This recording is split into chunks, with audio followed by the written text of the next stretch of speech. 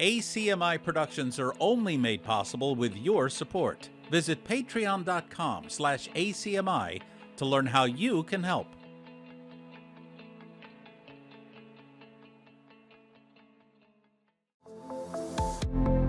The following program is brought to you by Arlington Community Media, where we tell your story.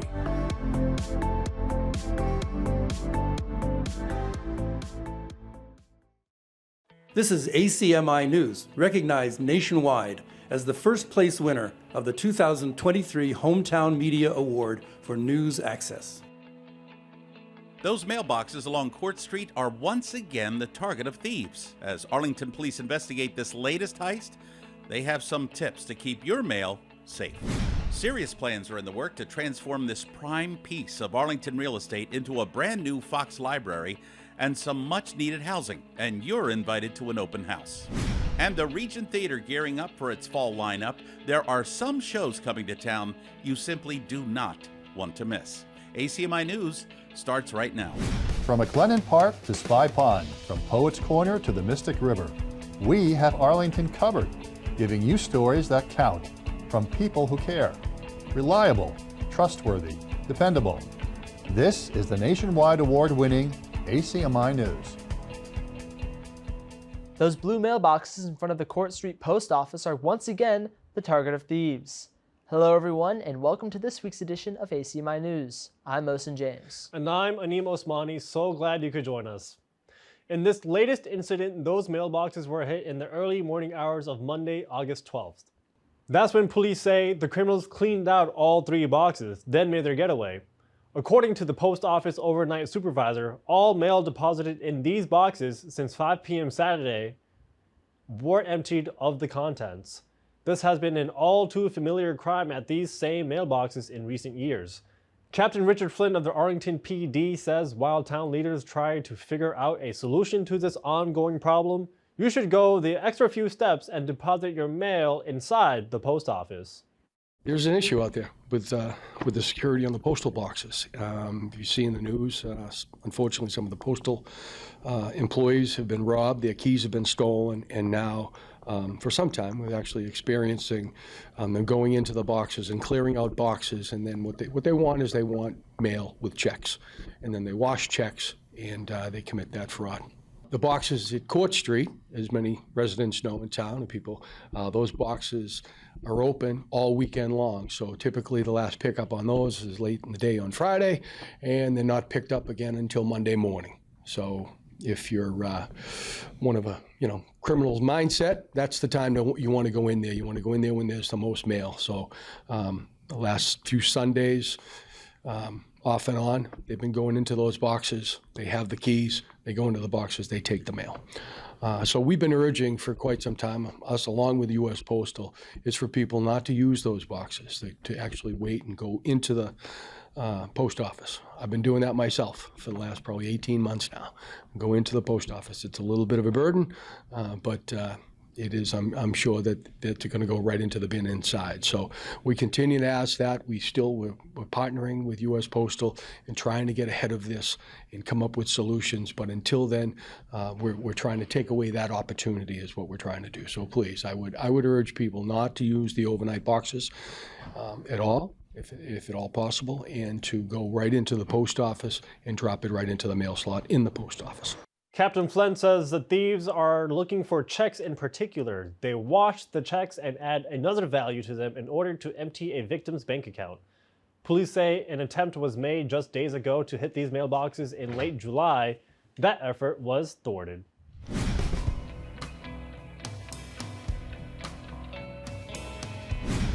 The state of Massachusetts is currently distributing nearly $7 million in federal funds to reduce cyber risk. Nearly $100,000 of that is slated for Arlington. This following the cyber theft of nearly $500,000 from the town in recent months. You'll recall Arlington lost that money between September of last year and January 2024, the result of a sophisticated overseas criminal scheme. This new grant is already being used to advance the town's updated initiative, which can cover much-needed licensing and hardware costs. Town leaders say this grant will help immensely in protecting the town against things like spam, malware, phishing, impersonation, and domain fraud. Meanwhile, the investigation into that $500,000 cyber attack is ongoing, and town officials have repeatedly said for now, no new information will be released. There will be an open house this September at the Fox Library so the public can learn more about a major project to reimagine the outdated property.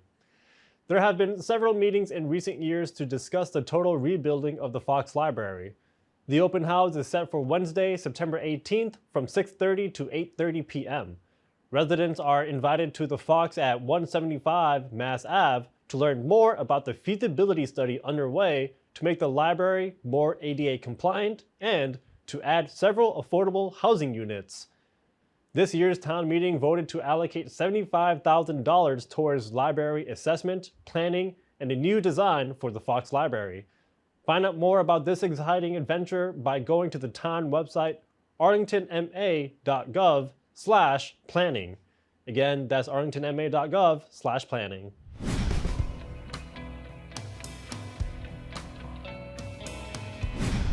August is a month chock full of celebrations. Among them are two big days to celebrate and acknowledge. Monday, August 26, is Women's Equality Day, a day set aside to commemorate the certification of the 19th Amendment, which granted women the right to vote in the United States. And given the current election climate we find ourselves in, this is a timely celebration. Also, on August 31st, we acknowledge the International Day for People of African Descent. It's a day focused on promoting the invaluable contributions of Africans who, through the centuries, were dispersed worldwide from their homeland. There's more information on these issues to be found on the town website. Just go to arlingtonma.gov. Again, that's arlingtonma.gov.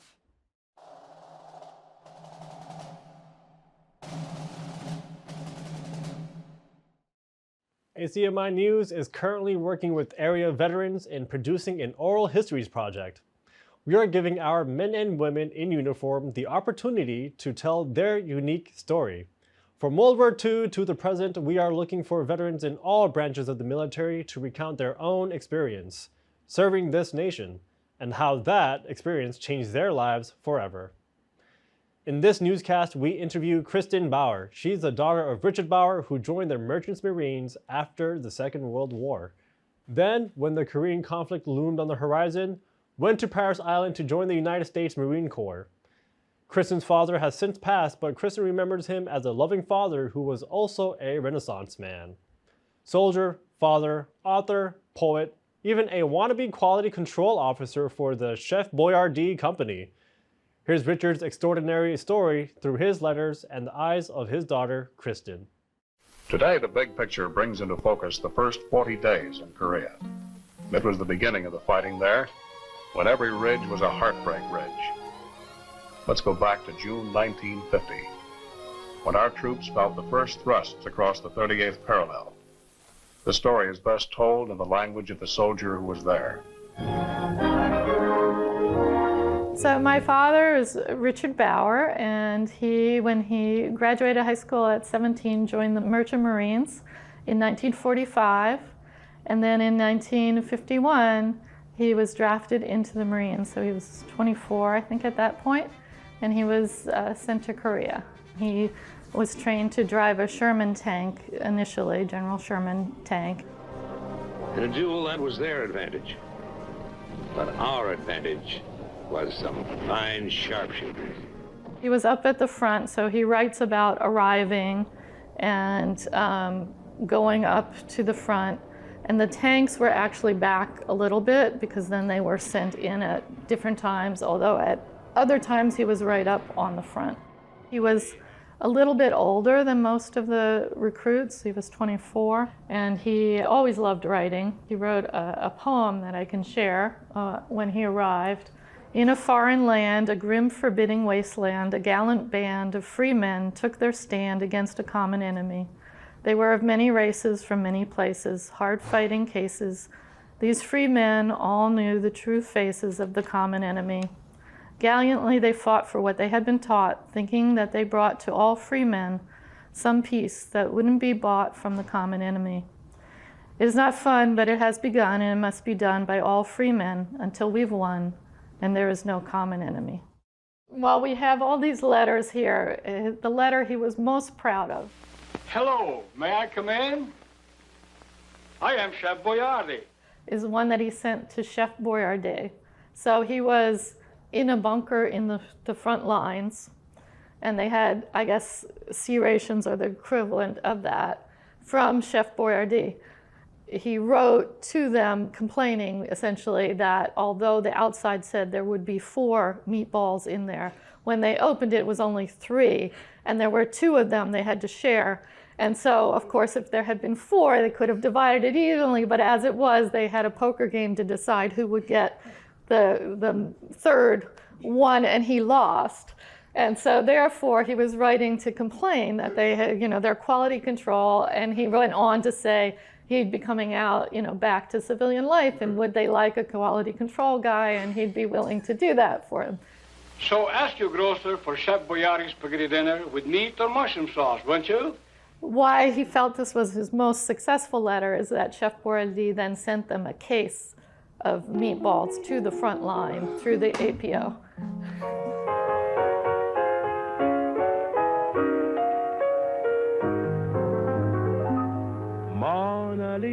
Mona Lisa, men have named you. He loved Mona Lisa, so whenever I hear that, it brings him to mind. Smile. Is it only 'cause you're lonely they have blamed you? After he left the military, he went on the GI Bill to college, and then he worked overseas in education at U.S. military bases, mostly in Europe, Turkey, and a little bit in North Africa. So that's where I grew up. So we were always around bases. And I would say that aside from the Marine Corps hymn song that we all had to know and sing regularly, the other thing that I think came through was his great patriotism, his love of his country, and love of the ideals of the country, even if we don't always achieve them. He really, lifelong, was a U.S. Marine, and he loved to go to the Marine Corps ball every Marine Corps birthday. Hoorah! Hurrah! He felt strongly about the country and that everyone needed to sacrifice for the country, and that we all, in whatever ways we can, should be doing what we can to support all those ideals of the United States. He saw it as a pivotal time of his life. Now, obviously, I can just tell the way you read the letters and the way you keep the letters so meticulously, you're very proud of him. I am. Our family is.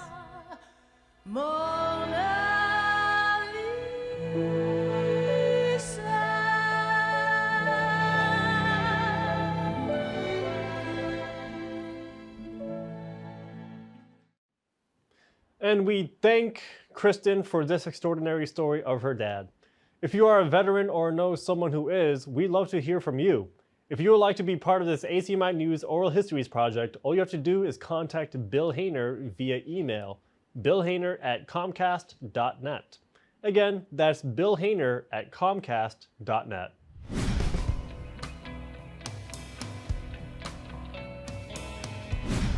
If you are an artist who appreciates the environment and our abundant wildlife here in Arlington, you'll want to hear this.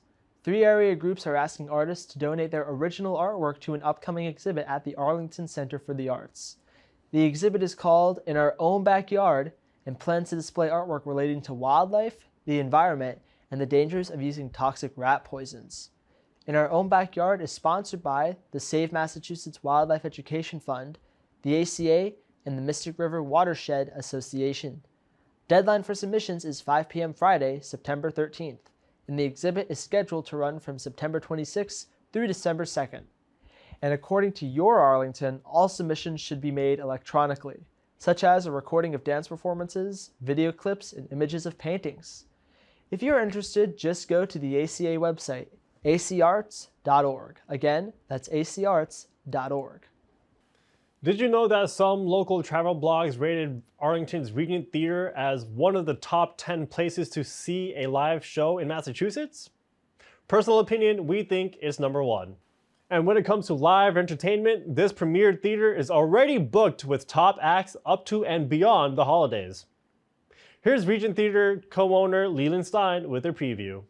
We're gearing up for a really, really busy, crazy fall with our usual mix of film events and live concerts. Starting, the first thing we have in September, right after Labor Day, is actually a first show ever from a K-pop group called The Kingdom from Korea, and they're debuting their US tour here.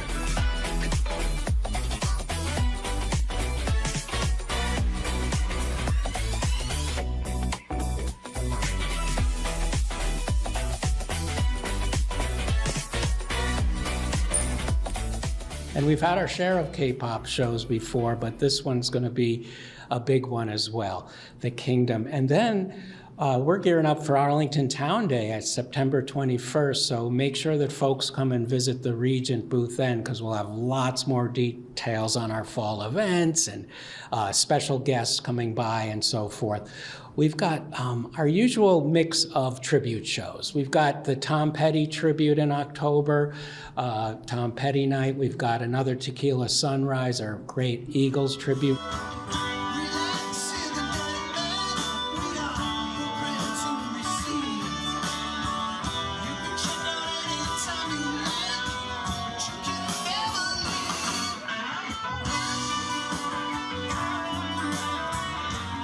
We've got, for the first time in a long time, a great Swingin' with the Rat Pack show. That one is a Sunday matinee in November, the 17th, and that features, of course, Dean Martin, Frank Sinatra, Sammy Davis Jr., and just added Marilyn Monroe. Luck be a lady tonight. Talking to you with the martini. That's nice. I like it. Luck be a lady tonight. Well, don't stop the beat. I just now. said that. She heard me. I just said that. Luck if you've ever been a lady to begin with. Luck be a lady tonight. My mind is like full of stuff, and at the same time there's so much I can't even articulate all of the stuff we have coming this fall. But regenttheatre.com, you can find out all the rest. Thanks for listening. Thank you for your support of independent performing arts centers and film houses right here in Arlington. That's an incredible lineup. For the latest information on shows coming to the Regent, just go to their website, regenttheatre.com. Again, that's regenttheatre.com.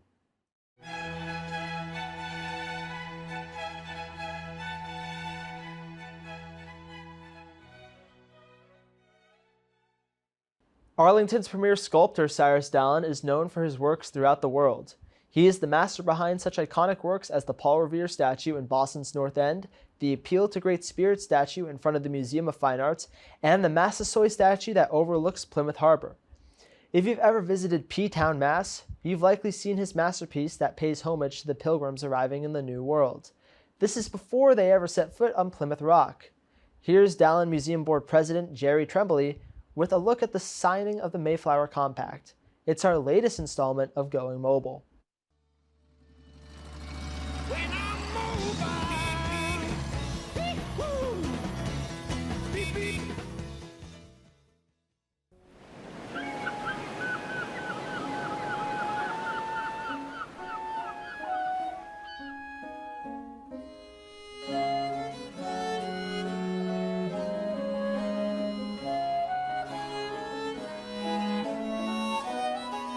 Cyrus Dallin felt the statues and monuments that adorn our cities and towns should have a twofold purpose. Not only should they be memorials to brave men and brave deeds, but they should ornament and beautify our public squares, stimulating thereby the imagination and the love of beauty in all beholders. To that end, in 1921, he created the monumental bas-relief signing of the Mayflower Compact for the Provincetown Tercentenary Commission. The 9-foot by 16-foot bronze memorializes the 300th anniversary of the Pilgrims first coming ashore in the New World. The signing of the compact was to combine ourselves together in a civil body politic for our best ordering and preservation, to enact, constitute, frame such just and equal laws, ordinances, acts, constitutions and offices. The scene depicts Governor William Bradford seated at the table with plumed pen.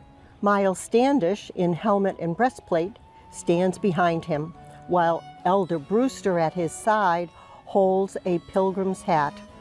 A total of 11 men, 3 women and 2 children, a boy and a girl, attend this auspicious event on board the Mayflower in Provincetown Harbor. 2 different relief sketches were initially conceived by Dallin. For the figures, he employed family and friends. His son Lawrence is the boy standing at left, while his wife Vittoria Colonna, 5th from the left, is the woman standing and observing Bradford's signature. At right, the female figure with the little girl is copied from his own 1915 sculpture of Anne Hutchinson, which stands before the Boston State House. The monumental bronze bas-relief depicting 16 colonists to the New World was set in Rockport granite with a spacious exedra, which is an outside recess with seating. Dallin was paid $12,000 of the $30,000 total cost. This superb monument is located at the base of Pilgrim Tower overlooking Provincetown Harbor. It is unfortunate that Dallin's lack of self-promotion has left him as an unknown sculptor, in spite of the abundance and fame of his work, especially in Massachusetts.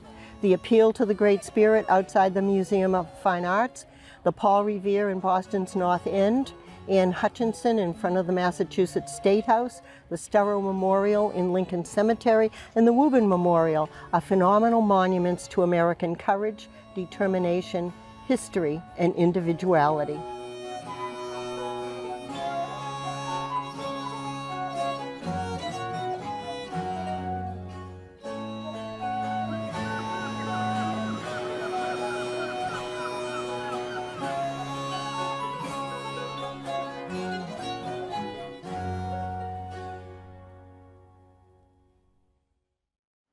You can get more information on all the events occurring at the museum this summer just by going to the museum's website, dallin.org. Again, that's dallin.org. Want to beat the heat this summer while sitting in the cool comfort of a classic movie theater, taking in the latest flicks from Hollywood? Look no further than the Capitol Theater at 204 Mass Ave.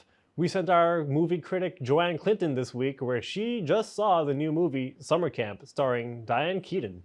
Here's Joanne's Capitol Review.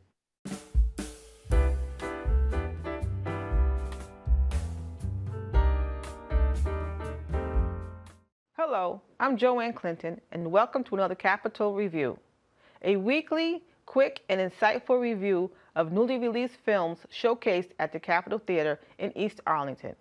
Good films can get as many as 5 out of 5 stars. This week's feature film is Summer Camp, a roadside attraction film production rated PG with a running time of 1 hour and 36 minutes. This film is for adults. Written and directed by Castile Landon, starring Diane Keaton, Kathy Bates, and Alfre Woodard. This comedy is about 3 childhood friends who are now approaching their golden years. Jenny, played by Kathy Bates, is a nationally known self-help guru who uses her money and fame to secretly bring the old summer camp gang back together. Nora, the workaholic, played by Diane Keaton, and Mary, the selfless, self-sacrificing nurse, played by Alfre Woodard, round out this trio, reliving their adolescence one last time in their old sleepaway camp.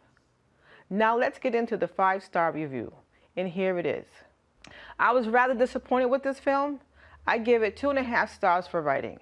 This comedy just wasn't funny. 3 for acting. Diane Keaton, Kathy Bates, and Alfre Woodard could have done so much more if they were given a better script. On a brighter note, I give Summer Camp 3.5 stars for cinematography and editing. This film was shot on location in scenic Hendersonville, Western North Carolina. The natural beauty of the landscape and campgrounds makes this cinematic experience more enjoyable. So overall, I give Summer Camp 3 out of a possible 5 stars. You can always count on the Capitol Theatre for having great selection of movie time snacks. Fresh popcorn, nachos, and candy. My favorite treat is a double scoop of coffee ice cream and a waffle cone served fresh from the Capitol Creamery. Thank you for joining me for another Capitol Review. See you soon. From ACMi TV, I'm Joanne Clinton. And you know, it's pretty hard to top the snacks at the Capitol Theater. But that'll do it for this week's edition of ACMi News. Thank you so much for joining us. I'm Anim Osmani. And I'm Osin James. Do you want to see how we put the newscast together here in Arlington? Stop by and pay us a visit at 85 Park Ave on Thursday afternoons between 3 and 5 p.m. And if you have any news tips for us, stay tuned. In just a few seconds, you'll find out how to contact us. Meantime, we'll see you back here next week. Have a great week, everyone. You can always check out our latest segments and newscasts on the web at acmi.tv/news. And don't forget to like us on Facebook and follow us on Twitter and Instagram at ACMi News. Make sure to subscribe to our YouTube channel as well. You'll find us at youtube.com/ACMi News. If you have any news tips for us or wish to become a citizen journalist, we'd love to hear from you. Email us at news@acmi.tv or stop by ACMI Studio A at 85 Park Avenue. ACMI productions are only made possible with your support. Visit patreon.com/ACMI to learn how you can help.